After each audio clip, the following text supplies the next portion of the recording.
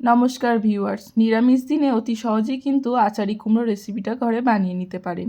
এখানে আমি কড়া পাত্র গরম করে 4 টেবিল মতন রিফাইন অয়েল নিয়েছি এবং হাফ চামচ গোটা জিরে এর মধ্যে ফোড়ন দিয়ে দিচ্ছি এবং কুচিয়ে রাখা কিছু লাল লঙ্কা এর মধ্যে ফোড়নের জন্য দিয়ে দিচ্ছি।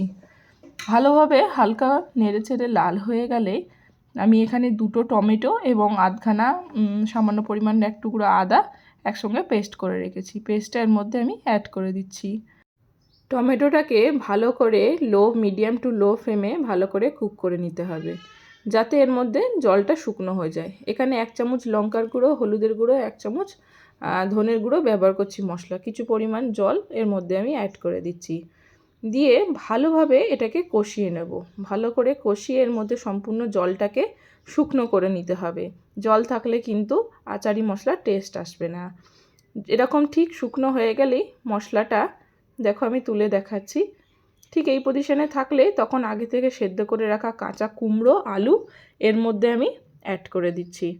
দিয়ে ভালোভাবে এপাশ ওপাশ করে নেড়ে মশলার মধ্যে কুমড়োটাকে সম্পূর্ণ মিক্স করে নেব। 1 চামচ মতন স্বাদ মতন আমি এখানে লবণ দিয়ে দিচ্ছি এবং একটু নেড়ে নিয়ে সামান্য ওপর থেকে হয়ে আসলে চিনি দিয়ে দিচ্ছি এবং আরেকটু আমি এখানে 4 টেবিল চামচ মতন ঘি অ্যাড করে দিচ্ছি। ঘিটা দিলে স্বাদটা কিন্তু আরও দুগুনা বেড়ে যায়। ভালোভাবে এই ঘিটা ভালো করে এর মধ্যে মিশ্রণ করে নেব। মিশ্রিত হয়ে গেলে কিছুক্ষণ নেড়ে গ্যাসের ফ্লেমটাকে বন্ধ করে দেব। ঠিক এই পর্যায়ে মাখা মাখা হয়ে গেলে একটি পাত্রেতে আমি কড়া থেকে রেসিপিটা নামিয়ে নিচ্ছি। দেখতেই পাচ্ছ বন্ধুরা কত সুন্দর লুক এসছে।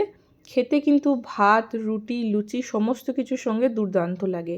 রেসিপিটি যদি ভালো লেগে থাকে একটা লাইক এবং সাবস্ক্রাইব করার অনুরোধ রইল। আশা করি আপনারা সকলে ভালো থাকবেন। Bye bye.